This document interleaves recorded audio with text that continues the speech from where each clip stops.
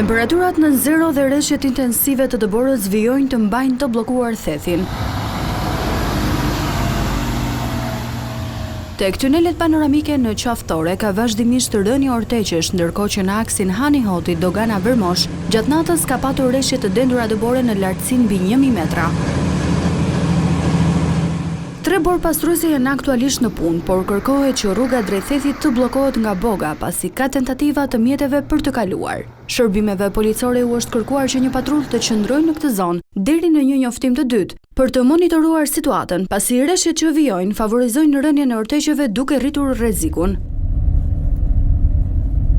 Ndërkohë, rreshtet e dëborës janë rikthyer në juglindje të vendit. Në disa zona raportohen edhe problemet e herpashershme me energjinë elektrike. Në segmentin Kirs-Boboshtic-Dardh po operojnë 2 mjete borë pastruese dhe rekomandohet qarkullimi vetëm me goma dimërore. Ndërkohë që autoritetet bëjnë të ditur se të gjitha akset mbeten të hapura. Drejtuesit e mjeteve këshillohen të tregojnë kujdes të shtuar gjatë lëvizjes dhe të pajisin automjetet me goma dimërore, veçanërisht në zona turistike dhe akset malore.